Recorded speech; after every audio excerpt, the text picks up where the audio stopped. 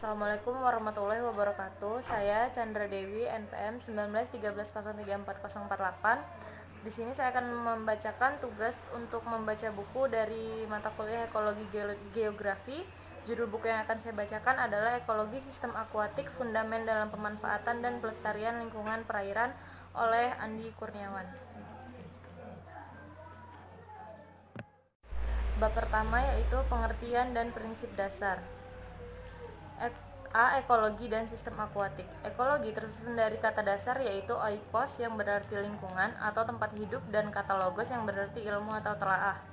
Ekologi diperkenalkan pertama kali oleh Ernest Haeckel tahun 1834 sampai tahun 1914. Ekologi berdasarkan pengertian kata yang menyusunnya dapat didefinisikan sebagai ilmu yang mempelajari lingkungan atau tempat hidup organisme-organisme.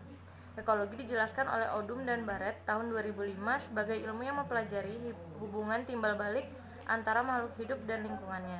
Dengan demikian, kajian utama dalam ekologi adalah hubungan timbal balik antara komponen abiotik dan komponen biotik yang terdapat di suatu lingkungan. Secara umum, ekologi didefinisikan sebagai ilmu yang membahas atau menelaah hubungan timbal balik antara makhluk hidup dan lingkungannya serta antara makhluk hidup dalam lingkungan tersebut.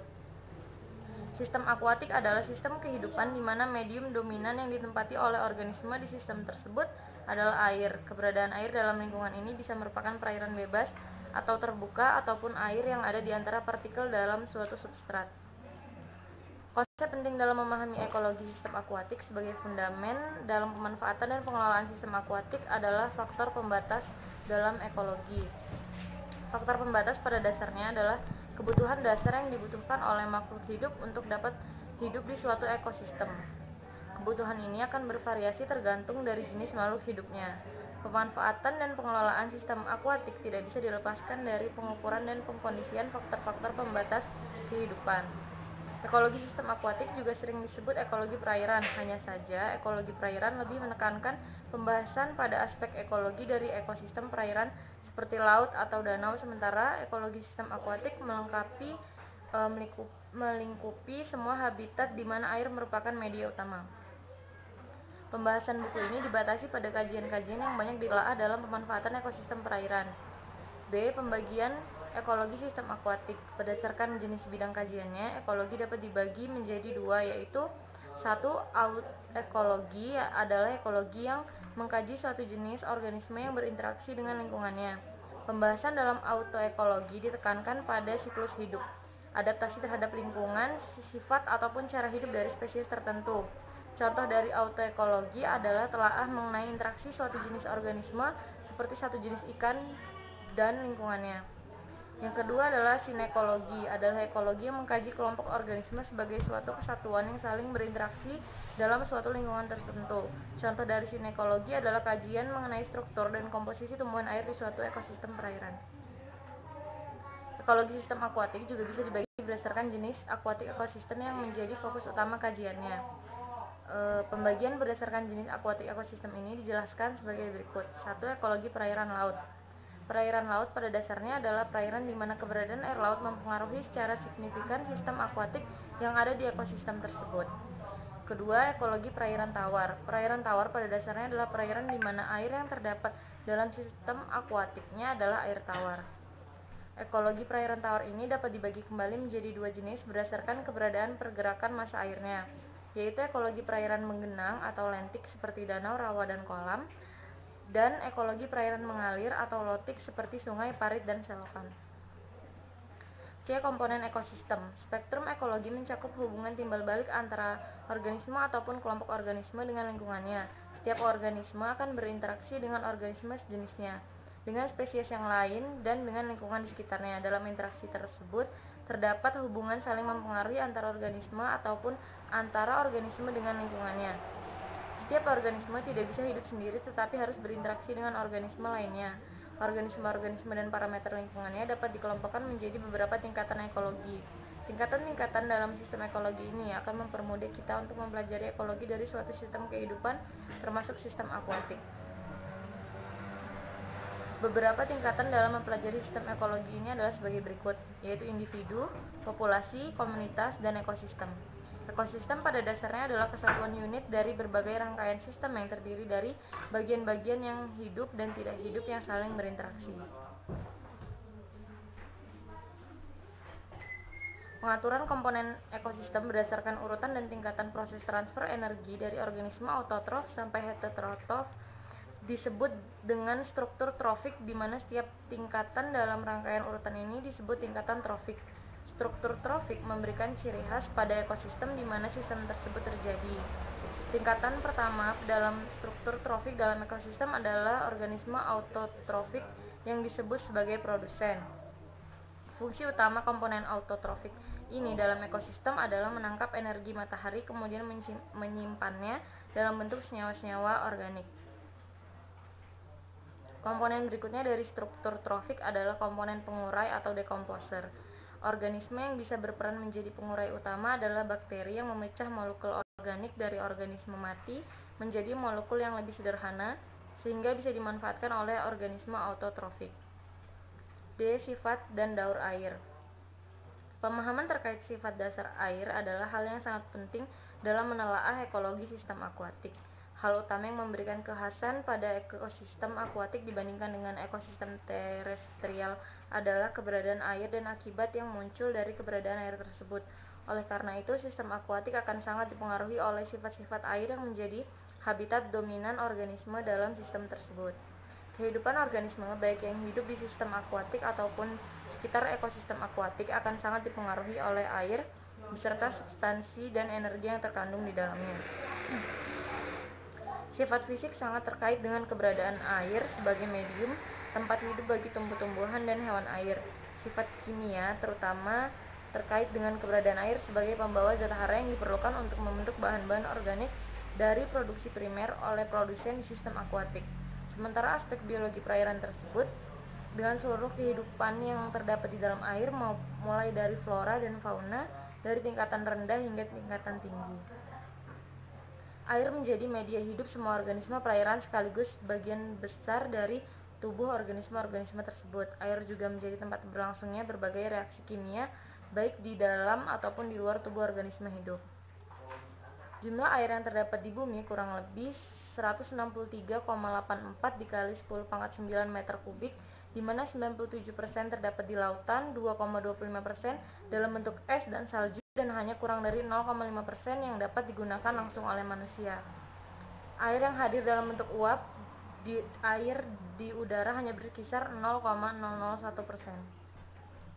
Air hujan yang sampai ke permukaan tanah ada yang masuk ke dalam tanah yang biasa disebut infiltrasi, dan ada yang menjadi kelebihan air atau ekses. Kelebihan ini akan mengisi berbagai lekukan di permukaan tanah, mengalir ke dataran rendah, masuk ke sungai-sungai, dan akhirnya masuk ke laut. Proses sirkulasi air menghasilkan 3 jenis limpasan pada sungai, yaitu limpasan permukaan, aliran intra, dan limpasan tanah yang akhirnya akan mengalir ke laut. E. Daur biogeokimia. Unsur dan senyawa kimia mengalami banyak perubahan dalam ekosistem. Perubahan ini terjadi secara bolak-balik antara organisme dan lingkungan tempat hidupnya. Perubahan atau daur unsur dan senyawa kimia ini dikenal dengan nama daur biogeokimia. Daur ini banyak berkaitan dengan unsur atau senyawa kimia yang amat diperlukan oleh kehidupan organisme dalam ekosistem. Daur yang paling berkaitan dengan kehidupan organisme di ekosistem adalah daur terkait keberadaan karbon, nitrogen, dan fosfor. Daur karbon terkait bagaimana karbon berubah dan dipindahkan.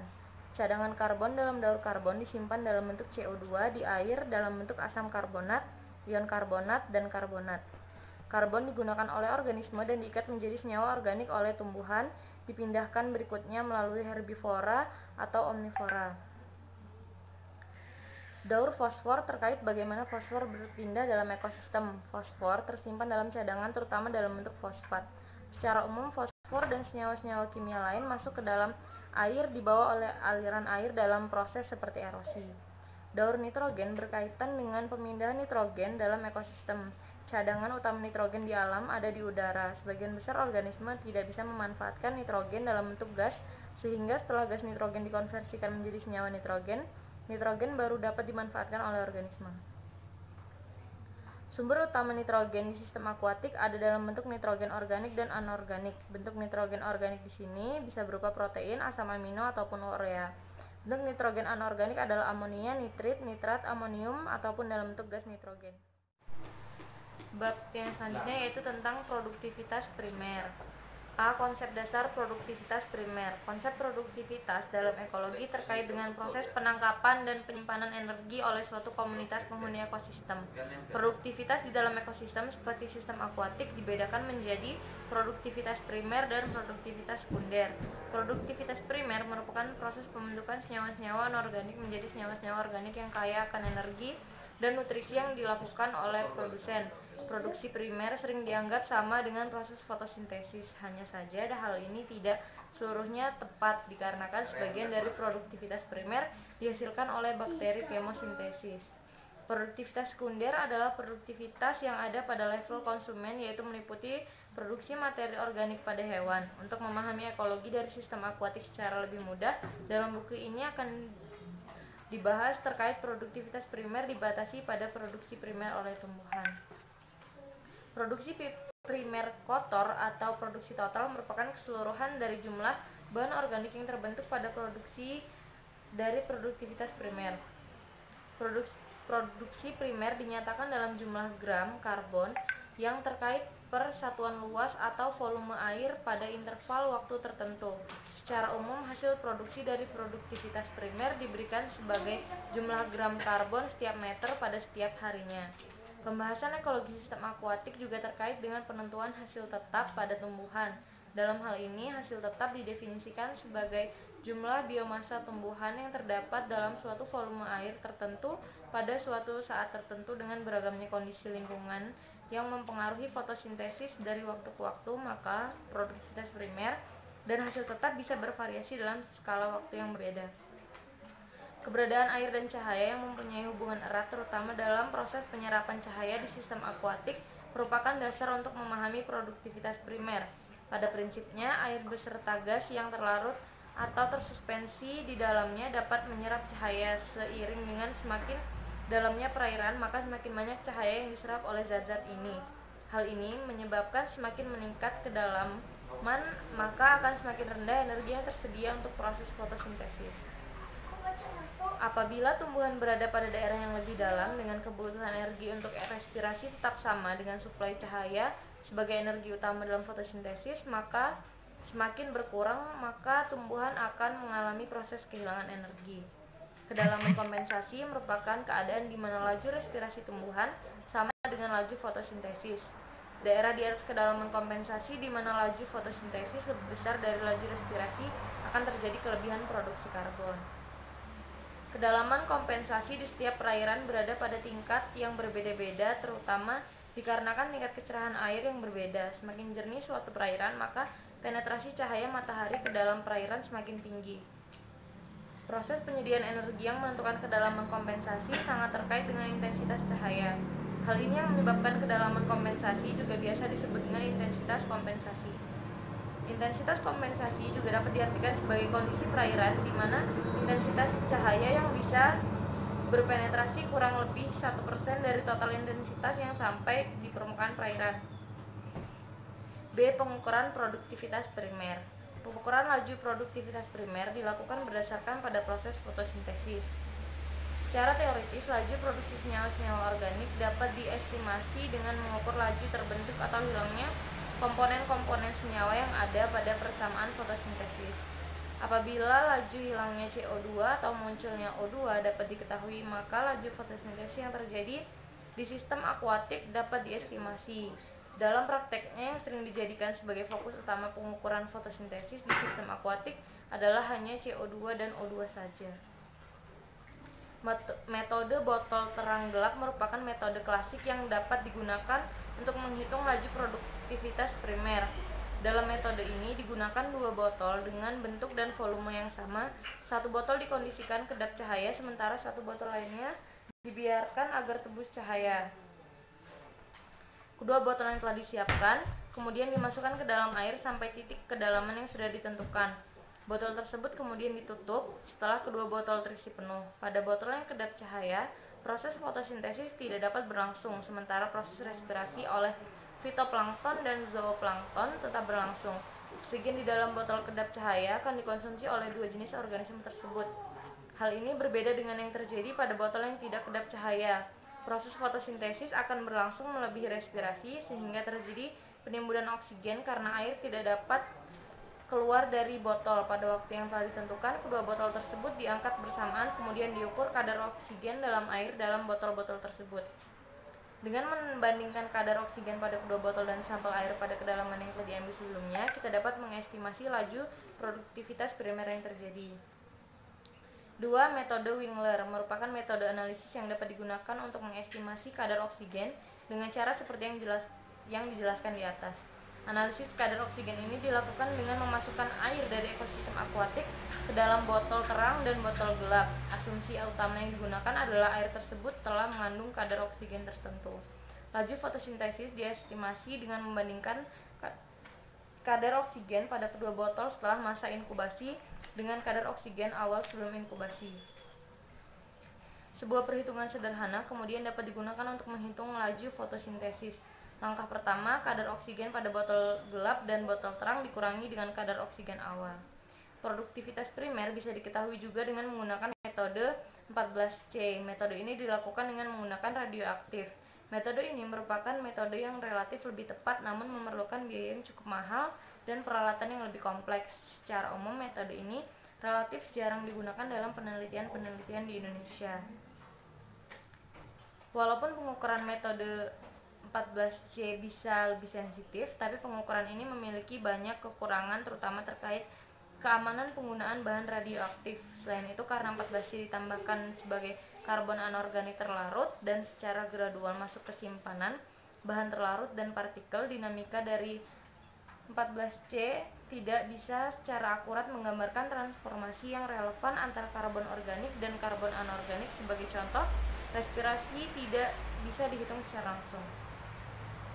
C. Hasil tetap atau standing crop. Nilai massa tumbuhan dalam suatu volume air tertentu di sistem akuatik mempengaruhi kehidupan baik tumbuhan maupun hewan. Hasil tetap pada suatu waktu ditentukan oleh berbagai faktor seperti reproduksi dan pertumbuhan yang dapat meningkatkan jumlah dan massa individu.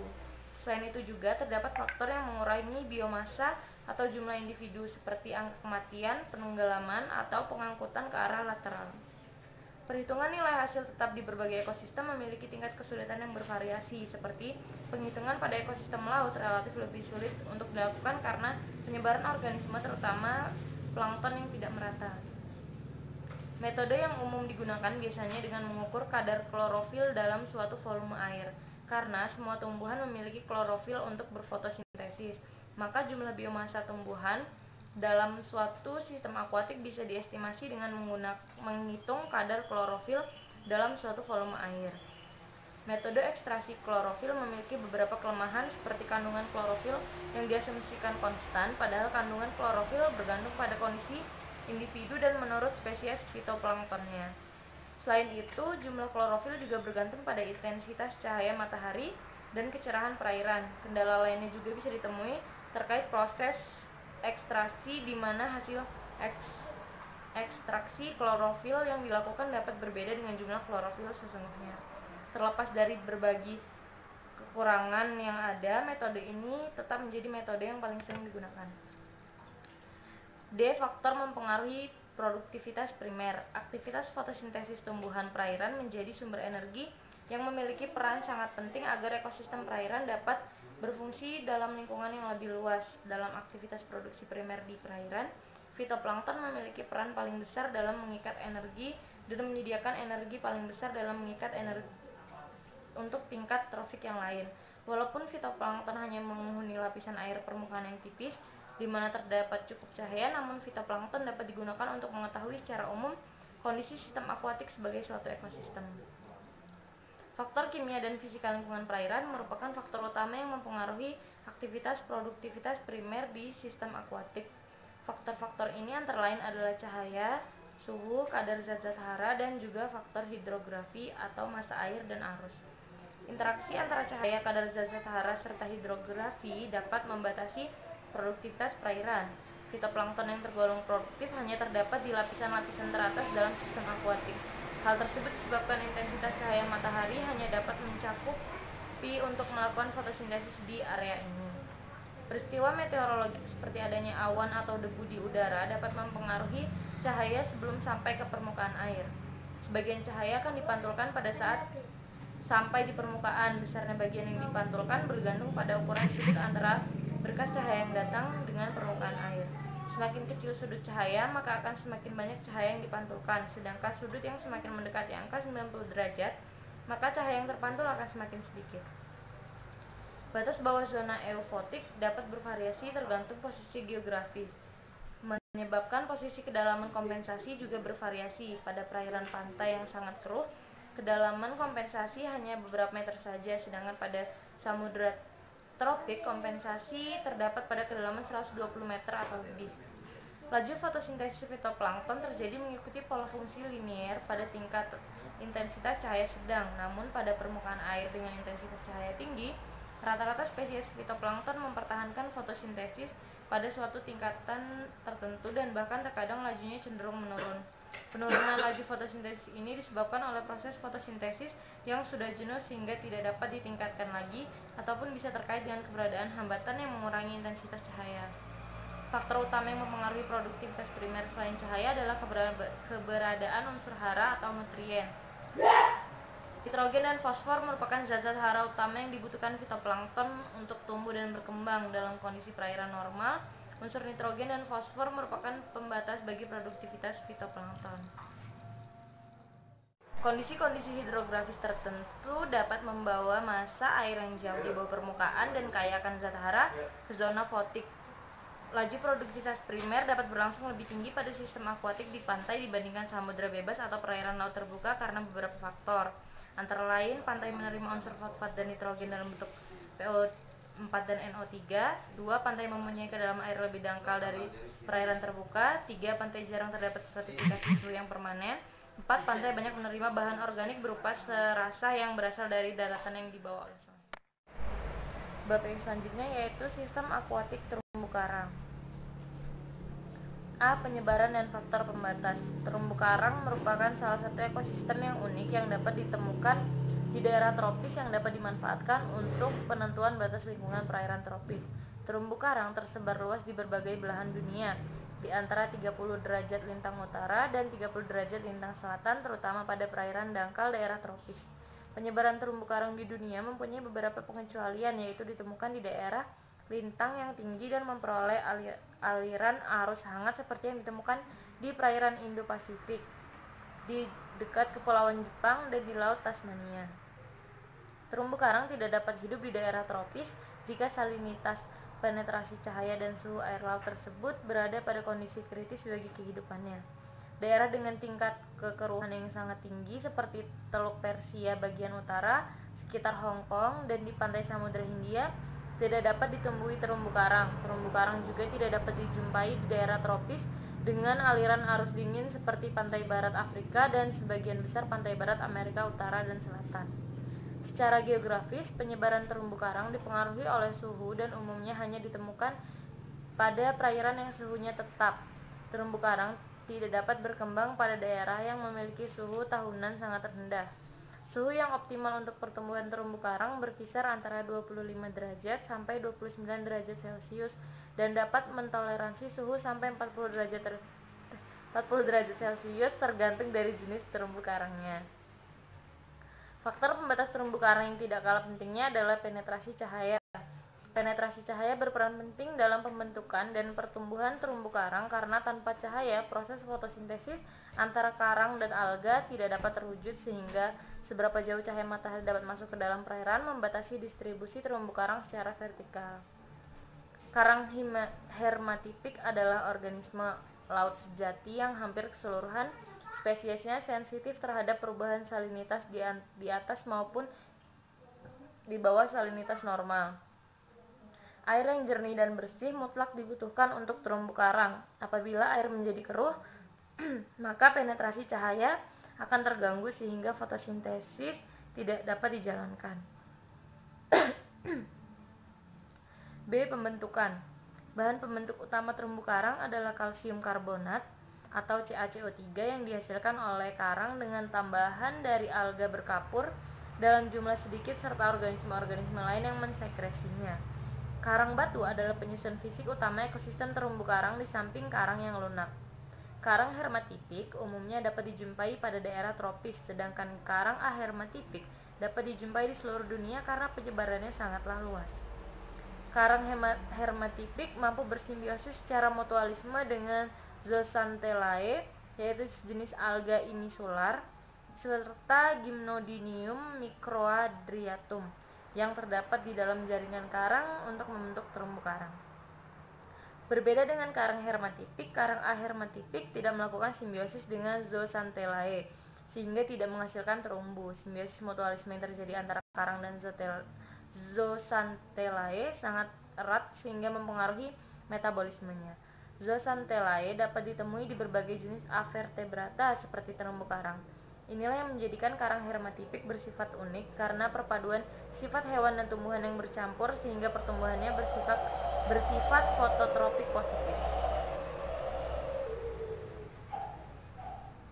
C. Klasifikasi dan anatomi. Terumbu karang hidup dengan cara bersama-sama dengan yang lain maupun menyendiri. Polip adalah sebutan dari satu individu terumbu karang. Dalam satu polip terdapat bagian keras yang terbentuk dari kalsium karbonat dan bagian yang lunak. Polip karang dilengkapi dengan bagian-bagian tubuhnya seperti yang digambarkan dalam gambar 12. Pada bagian atas terdapat mulut yang juga berfungsi sebagai anus. Makanan yang masuk diproses oleh filamen mesentri, sisanya akan dikeluarkan kembali melalui mulut. Jaringan tubuh terumbu karang terdiri dari mesoalea, endoderm, dan ektoderm. Jaringan terluar atau ektoderm merupakan jaringan terluar bersilia mempunyai kantung lendir dan beberapa nematokis. Endoderm adalah jaringan terdalam yang diisi oleh Zooxanthellae. Zooxanthellae yang bersimbiosis terletak di jaringan gastroderm. Ukuran diameter polip bervariasi tergantung dari bagaimana cara hidupnya. Polip karang yang berkoloni mempunyai ukuran 1-3 mm, sedangkan polip yang hidupnya menyendiri ukurannya dapat mencapai 25 mm. Karang atau polip memiliki bagian-bagian tubuh yang terbentuk dari kristal kalsium karbonat dan disekresi oleh epidermis yang letaknya ada di bagian pertengahan bawah polip. Karang dilengkapi dengan tentakel-tentakel yang berbentuk kapsul berduri atau nematoksis. Nematoksis berfungsi sebagai penyengat dan penangkap mangsa. Karang termasuk hewan karnivora. Sasaran mangsa karang berupa ikan-ikan kecil hingga zooplankton. Tergantung pada ukuran polip karang tersebut. Terumbu karang tidak hanya memangsa hewan-hewan lain tetapi juga mendapatkan makanan dari Zooxanthellae yang melakukan simbiosis dengannya. Apabila karang tidak mendapatkan makanan dari luar, maka pasokan makanan berasal dari Zooxanthellae. D. Tipe terumbu karang secara umum ada 3, yaitu atol, terumbu penghalang, dan terumbu tepi. Profil ketiga terumbu karang tersebut relatif sama. Atol memiliki bentuk seperti cincin dan muncul dari perairan dalam yang sangat jauh dari daratan. Barrier reef dan fringing reef letaknya dekat dengan daratan. Jarak yang membatasi barrier reef lebih besar dan perairannya lebih dalam daripada fringing reef. Keberagaman dan produktivitas biologi terumbu karang dipengaruhi oleh kondisi fisiknya. Celah-celah dan lubang-lubang yang dimiliki oleh terumbu karang dimanfaatkan sebagai tempat tinggal, perlindungan, tempat mencari makan, serta tempat berkembang biak untuk ikan avertebrata yang ada di lingkungan sekitar terumbu karang maupun berasal dari terumbu karang itu sendiri. Ikan dan organisme-organisme laut lain banyak ditemukan mengelilingi terumbu karang. Banyaknya jenis ikan yang hidup di sekitar terumbu karang menandakan bahwa ikan-ikan tersebut memiliki pengaruh dan berkontribusi terhadap ekosistem terumbu karang.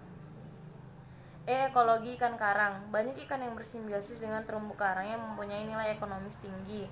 Jenis ikan karang sangatlah beragam dan bervariasi. Kekayaan jenis ikan-ikan karang tidak kalah dengan kekayaan jenis karang yang ada.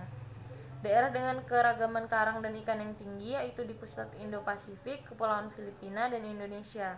Apabila letaknya semakin jauh dari kepulauan, maka keragaman karang dan ikannya cenderung menurun. Tingginya keragaman spesies ikan di terumbu karang sangat mungkin disebabkan oleh tingginya keragaman habitat yang ada pada terumbu karang. Selain itu, pada dasarnya ikan tersebut memiliki relung yang tidak begitu luas sehingga spesies-spesies itu hanya akan beraktivitas di dalam area yang sempit tersebut. Persebaran dan kelimpahan ikan-ikan karang juga dipengaruhi oleh keadaan fisik dasar perairan. Kondisi terumbu karang akan mempengaruhi keberadaan ikan-ikan yang hidup di sistem akuatik ini. Kondisi tersebut biasanya diperlihatkan oleh prosentase penutupan karang hidup atau life coverage. Perbedaan ikan-ikan tersebut juga dipengaruhi oleh perbedaan habitat terumbu karang, sehingga interaksi ke dalam dan keluar oleh spesies yang berperan sangat penting dalam penentuan wilayah. Koloni karang seringkali dimangsa oleh ikan-ikan. Dua jenis ikan pemangsa tersebut yaitu pemakan karang dan omnivora. Jenis ikan yang memakan karang yaitu famili Tetradontidae, Monocanthidae, Balistidae, dan Chaetodontidae. Sedangkan jenis ikan omnivora berasal dari famili Acanthuridae dan Scaridae. Jenis ikan omnivora lebih banyak daripada ikan yang memakan karang. Jumlah ikan omnivora sekitar 50-70%, sedangkan ikan karang dan ikan herbivora berkisar antara 15%. Sisanya adalah spesies karnivora, planktivora seperti Clupeidae dan Aterinidae. Bab yang selanjutnya yaitu sistem akuatik mangrove. A. Pengertian mangrove. Ekosistem pantai tropis dengan keragaman spesies pohon atau semak yang memiliki ciri-ciri tertentu dan mampu hidup di air bersalinitas disebut dengan hutan bakau atau mangrove. Bakau merupakan kumpulan individu tumbuhan terestrial berbunga yang tumbuh di sepanjang garis pantai atau tepi laut, sedangkan mangrove adalah kumpulan berbagai populasi yang sebagian besar terdiri dari tumbuh-tumbuhan ini. Secara umum, pembentukan ekosistem estuaria dihasilkan dari dua sub yang mempunyai keterkaitan satu sama lain, yaitu perairan estuaria dan hutan mangrove. Estuaria merujuk pada daerah yang mendapatkan pengaruh air tawar dari daratan dan pasang surut air laut karena berbatasan langsung dengan laut lepas. Pengaruh ini menyebabkan estuaria menjadi daerah transisi antara habitat air tawar dan air laut, tetapi sifat biologinya memiliki keunikan tertentu yang sebagian besar tidak menunjukkan sifat peralihan. Hingga saat ini, permasalahan perbedaan pendapat mengenai penentuan batas wilayah pesisir masih sering terjadi. Secara umum, pesisir terbagi menjadi dua wilayah, yaitu ke arah darat dan ke arah laut. Wilayah pesisir ke arah darat meliputi daerah yang masih mendapatkan pengaruh dari angin laut, pasang surut, dan intrusi air laut, yaitu mencakup seluruh bagian daratan baik kering maupun terendam air. Sedangkan ke arah laut meliputi bagian laut yang masih mendapatkan pengaruh dari proses-proses dari daratan seperti aliran air tawar, sedimentasi, dan aktivitas manusia, sehingga secara kasat mata tidak terdapat garis batas yang nyata dari wilayah pesisir. Hanya terdapat garis semu yang ditentukan berdasarkan pengamatan melalui perspektif situasi dan kondisi setempat. Ciri khas dan kerumitan hutan mangrove membuatnya tidak dapat dijumpai di semua daerah. Ekosistem ini hanya terdapat pada wilayah pesisir semi tertutup serta muara-muara sungai. Salah satu ciri khas ekosistem akuatik mangrove yaitu berada pada daerah tergenang air bersalinitas 0-30% serta terdapat tumbuh-tumbuhan dengan sistem perakaran yang menjulang ke atas permukaan. Hutan mangrove memiliki jenis tumbuhan yang hidup pada substrat yang bervariasi seperti spesies-spesies tanaman dari genus Rhizopora, Avicennia, Acanthus, Cerbera, dan Bruguiera dapat tumbuh dengan subur pada substrat berlumpur yang kaya akan bahan organik. Hutan mangrove memiliki peranan penting dalam berbagai aspek yang berkaitan dengan ekosistem wilayah pesisir. Peran hutan mangrove dalam aspek fisika ekologi yaitu sebagai tanggul penahan dari terjangan ombak maupun angin, bersifat sebagai tempat tumbuh dan berkembangnya organisme dari golongan Aves, crustacean, beberapa jenis ikan, serta moluska. Dilihat dari aspek kimia, hutan mangrove mampu mengurangi rembesan air laut ke daratan maupun sebagai penyaring polutan dari limbah pabrik. Hutan mangrove juga dapat dimanfaatkan sebagai bahan bangunan untuk menunjang aspek sosial ekonomi sekitar. Hutan mangrove berfungsi sebagai produsen primer dan menjadi sumber kehidupan bagi biota perairan. B. Zonasi dan komposisi. Mangrove dapat hidup pada dan tumbuh menutupi sebagian wilayah pasang surut pada perairan bersalinitas sedang. Hutan mangrove adalah hutan yang terdapat pada daerah intertidal atau pasang surut, sehingga disebut juga hutan payau. Hutan ini biasanya terdapat pada daerah teluk di sekitar pesisir dengan delta yang rata dan rapat dan mempunyai berbagai macam spesies tumbuhan berdaun hijau. Zona penyebaran hutan mangrove secara umum meliputi zona barat dan zona timur. Wilayah zona barat yaitu Caribbean, pantai Amerika dan Afrika Barat, dan zona timur yaitu India, Thailand, Malaya, Afrika Timur, serta pulau-pulau di sekitar Australia. Wilayah Indo-Malaya meliputi hutan-hutan mangrove yang ada di Indonesia dan besar kemungkinan Sebagian awal evolusi pohon-pohon mangrove di dunia. Hutan mangrove di Indonesia mempunyai banyak jenis mangrove melebihi Afrika dan Amerika. Hutan mangrove mempunyai jenis-jenis tumbuhan yang menuntut kondisi habitat dan daur hidup tertentu yang menyebabkan struktur komposisi jenis hutan mangrove antar tempat berbeda-beda. Jenis-jenis tumbuhan mangrove menuntut kondisi ekologi secara spesifik yang dipengaruhi oleh 3 aspek utama, yaitu yang pertama jenis substrat yang lunak, keras, mengandung pasir atau berlumpur. Kedua, kadar garam atau salinitas dengan variasi rata-rata harian hingga tahunan yang berkaitan secara unik dengan kedalaman, frekuensi, serta waktu penggenangan. Yang ketiga, kemampuan jenis-jenis mangrove untuk bertahan dari gempuran ombak dan arus. Substrat dengan lumpur yang dalam secara umum ditumbuhi Rhizopora mucronata. Substrat berlumpur dangkal cocok untuk pertumbuhan Rhizopora apiculata, sementara pantai dengan substrat yang mengandung pasir berkorelasi erat dengan Rhizopora stylata. Hutan mangrove di Pulau Jawa dan Bali membentuk asosiasi flora yang khas. Terdapat 2 asosiasi di hutan mangrove, yaitu hutan mangrove Rhizopora sejati. Struktur pembentuknya merupakan jenis vegetasi dari famili Maliaceae, Soneraliaceae, Rhizoporaceae, dan Verbenaceae. Spesies dari famili tersebut mempunyai sistem perakaran tertentu. Sistem perakaran pada spesies-spesies seperti Avicennia dan Soneratia yaitu akar nafas dengan kemampuan adaptasi buah dan bijinya yang dapat menyebar melalui air. Yang kedua yaitu hutan berafiliasi dengan mangrove. Struktur pembentuknya terdiri dari Exoesaria agolaca, Carbera mangas, Aegypteras consulatum, Schiohippora hydropilaceae, dan Lumnizera spp. Spesies-spesies lain dapat ditemui dari berbagai famili seperti Acanthaceae, Euphorbiaceae, Myrcinaceae, Leguminosae, dan Apocynaceae yang tersebar di wilayah Indonesia. C. Zonasi dan suksesi. Mangrove mempunyai kecenderungan hidup dalam zonasi tertentu seperti pantai dengan sudut kemiringan rendah dan dalam wilayah yang banyak terjadi sedimentasi. Vegetasi mangrove yang terdekat dengan laut banyak ditumbuhi Soneratia dan Avicennia. Pergantian atau perubahan struktur komunitas dari suatu ekosistem dikenal dengan istilah suksesi tumbuhan. Perubahan-perubahan ini dapat berupa perubahan vegetasi maupun perubahan lingkungan secara fisik dan mengarah pada kondisi stabil atau klimaks. Perubahan kondisi pada daerah lumpur terbuka yang ditempati vegetasi tertentu menyebabkan pertambahan bahan-bahan organik yang akan dimanfaatkan oleh vegetasi-vegetasi lainnya. Keberadaan Avicennia dan Soneratia dapat melindungi tunas-tunas muda dari arus dan gelombang sebagai penjerat vegetasi terapung dan sebagai tempat hidup organisme penggali untuk meningkatkan aerasi tanah dan membentuk jaringan akar napas yang tegak.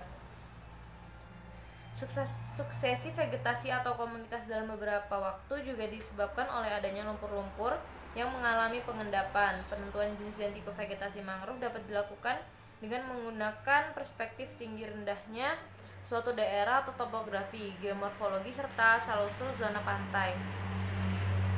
D. Biomasa dan produktivitas. Biomasa secara umum digambarkan dalam bentuk kerapatan biomasa. Biomasa dengan satuan unit luas merupakan bobot kering sebagian atau keseluruhan tubuh individu, populasi atau komunitas yang dihasilkan oleh organisme hidup. Pada tumbuhan biomasa dihitung berdasarkan bagian-bagian tumbuhan.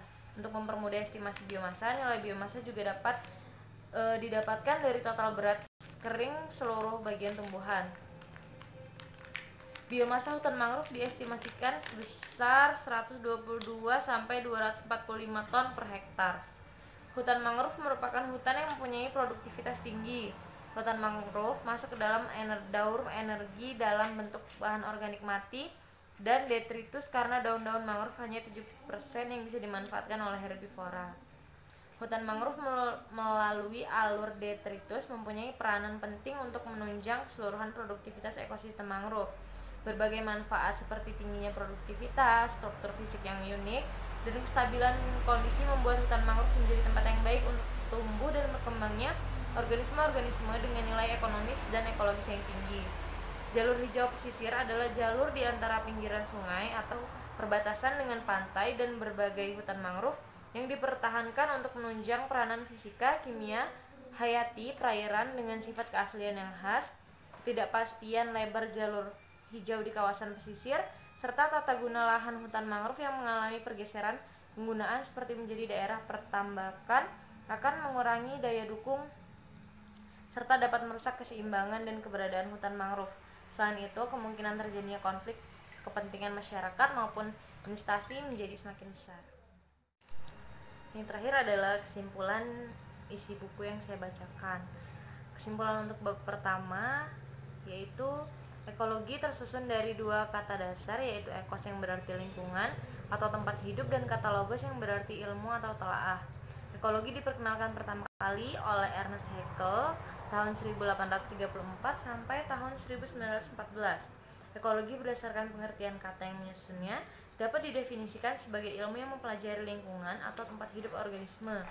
Sistem akuatik adalah sistem kehidupan di mana medium dominan yang ditempati oleh organisme di sistem tersebut adalah air. Konsep penting dalam memahami ekologi sistem akuatik sebagai fundament dalam pemanfaatan dan pengelolaan sistem akuatik adalah faktor pembatas dalam ekologi. Ekologi sistem akuatik juga sering disebut sebagai ekologi perairan. Pembagian ekologi sistem akuatik berdasarkan jenis bidang kajiannya, ekologi dapat dibedakan menjadi dua, yaitu autoekologi dan sinekologi. Pemahaman terkait sifat dasar air adalah hal yang sangat penting dalam menelaah ekologi sistem akuatik. Untuk yang bab kedua, konsep produktivitas dalam ekologi terkait dengan proses penangkapan dan penyimpanan energi oleh suatu komunitas penghuni ekosistem. Produktivitas di dalam ekosistem seperti sistem akuatik dibedakan menjadi produktivitas primer dan produktivitas sekunder. Faktor kimia dan fisika lingkungan perairan merupakan faktor utama yang mempengaruhi aktivitas produktivitas primer di sistem akuatik. Faktor utama yang mempengaruhi produktivitas primer selain cahaya adalah keberadaan unsur hara atau nutrien. Laju produktivitas primer dapat berlangsung lebih tinggi pada sistem akuatik di pantai dibandingkan samudera bebas atau perairan laut terbuka karena beberapa faktor. Faktor-faktor ini antara lain: 1. Pantai menerima unsur fosfat dan nitrogen dalam bentuk PO4 dan NO3 melalui runoff dari daratan yang memiliki kandungan zat hara lebih banyak. 2. Pantai mempunyai kedalaman air yang lebih dangkal pada perairan terbuka. 3. Pantai jarang terdapat stratifikasi suhu yang permanen. Untuk bab yang ketiga, terumbu karang merupakan salah satu ekosistem yang unik yang dapat ditemukan di daerah tropis yang dapat dimanfaatkan untuk penentuan batas lingkungan perairan tropis. Terumbu karang tidak dapat hidup di daerah tropis jika salinitas, penetrasi cahaya, dan suhu air laut di daerah tersebut berada pada kondisi kritis bagi kehidupannya. Secara geografis, penyebaran terumbu karang tidak dapat dipengaruhi oleh suhu dan umumnya hanya ditemukan pada perairan yang suhunya tetap.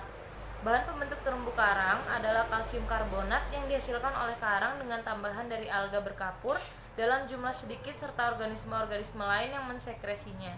Tipe terumbu karang ada 3, yaitu atol, terumbu karang penghalang, dan terumbu karang tepi. Untuk yang bab 4, ekosistem pantai tropis dengan keberagaman spesies pohon atau semak yang memiliki ciri-ciri tertentu dan mampu hidup di air bersalinitas disebut dengan hutan bakau atau mangrove. Ciri khas dan kerumitan hutan mangrove membuatnya tidak dapat dijumpai di semua daerah. Ekosistem ini hanya dapat pada wilayah pesisir semi tertutup seperti muara-muara sungai. Salah satu ciri khas sistem akuatik mangrove yaitu berada pada daerah tergenang air bersalinitas 0-30%, serta terdapat tumbuh-tumbuhan dengan sistem perakaran yang menjulang ke atas permukaan. Hutan mangrove berfungsi sebagai produsen primer dan menjadi sumber kehidupan bagi berbagai biota perairan. Mangrove dapat hidup dan tumbuh menutupi sebagian wilayah pasang surut pada perairan bersalinitas sedang atau payau. Zona persebaran hutan mangrove meliputi zona barat dan zona timur. Sekian tugas membaca buku referensi dari saya. Apabila ada kesalahan saya mohon maaf. Saya Hari, wassalamualaikum warahmatullahi wabarakatuh.